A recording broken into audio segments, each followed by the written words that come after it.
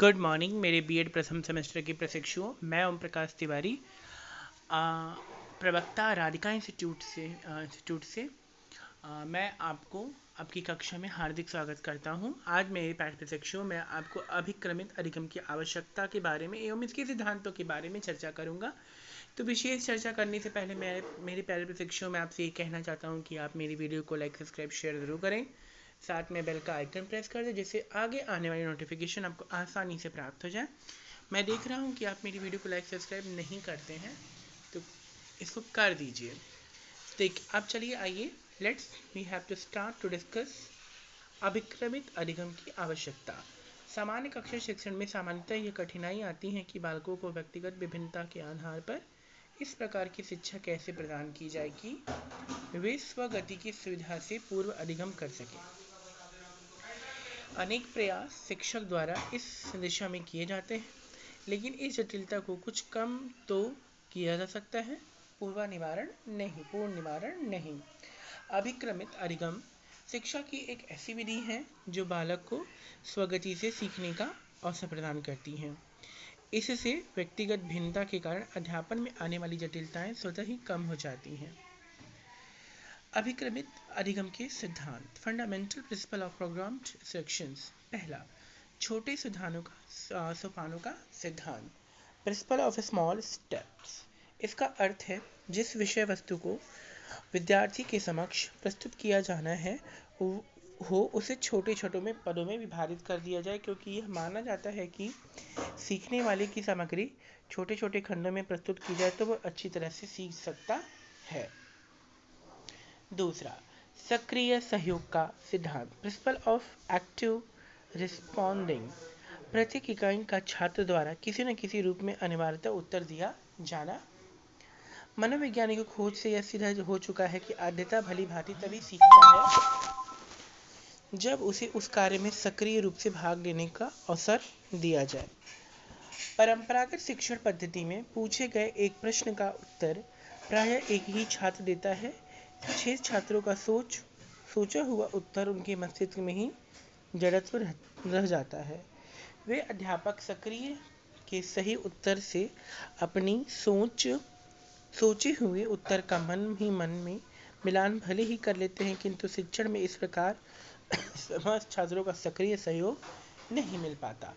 कक्षा में यदि सभी प्रश्नों का उत्तर सभी छात्र सक्रिय रूप से दें तो अधिगम अधिक प्रभावपूर्ण रहेगा। अभिक्रमित अधिगम की यह एक प्रमुख विशेषता यह है कि प्रत्येक छात्र प्रत्येक समस्या का उत्तर देते हुए अधिगम के प्रत्येक स्तर पर सक्रिय सहयोग देता है। तुरंत आश्वासन का सिद्धांत। Principle of immediate feedback. उत्तरी सोपान के सही और गलत उत्तर देने की जानकारी देते हुए छात्र को अनुप्रेरण के द्वारा पुनर्बलन मतलब रीइंफोर्समेंट प्रदान करना। मनोवैज्ञानिक प्रयोग के आधार पर यह सिद्ध हो चुका है कि छात्र तब अच्छा सीखता है जब उसके अपने उत्तर के प्रति वो आश्वस्त हो जाए। जो छात्र अपने उत्तर के बारे में अधिक देर तक प्रतीक्षारत रहता है वह उस छात्र की अपेक्षा अधिक कमी सीख पाता है जिसने अपने उत्तर का परिणाम प्राप्ति शीघ्र हो जाती है। चौथा, स्वतः गतिक्रम सिद्धांत। Principle of self pacing. अनुस्तरित सोपानों के क्रमशः एक एक पर अधिकार करने के पश्चात ही दूसरे सोपान पर पहुंचना।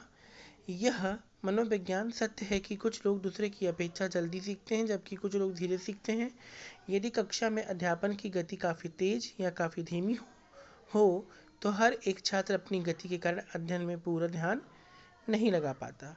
अभिक्रमित अधिगम में प्रत्येक छात्र अपनी इच्छा शक्ति के अनुसार तीव्र या मंद गति से चलने के लिए स्वतंत्र होता है। यह अधिगम की प्रत्येक प्रश्न समस्या पर अपनी आवश्यकता या इच्छा शक्ति के अनुसार जितना चाहे उतना समय लगा सकता है।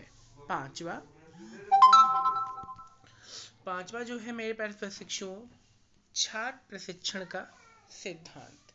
देखिए, पाठ्य सामग्री की इकाइयों, घटकों का आकार, संख्या तथा मात्र केंद्र, बुद्धि स्तर, अभिरुचि, शारीरिक क्षमता के अनुसार रहना छात्रों को सीखने की प्रक्रिया गतिविधि के आधार पर किसी अभिक्रम का सुधार संशोधन छात्र परीक्षण के सिद्धांत पर आधारित है। तो मेरे प्यारे प्रशिक्षुओं, आज मैंने आपको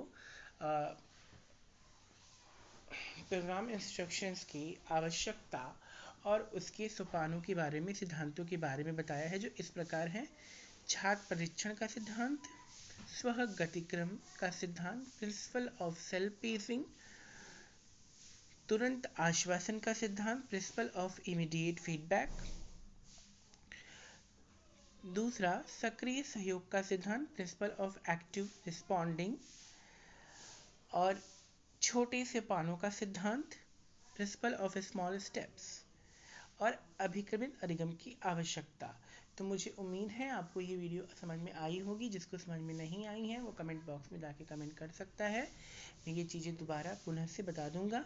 अंत में अपनी वाणी को विराम देते समय मैं ये कहना चाहता हूँ कि आप मेरी वीडियो को लाइक, सब्सक्राइब, शेयर ज़रूर करें। साथ में बेल का आइकन प्रेस कर दें अगर आप लोगों ने नहीं किया है तो। और इसी के साथ अंततः आप सभी का दिन मंगलमय हो। धन्यवाद।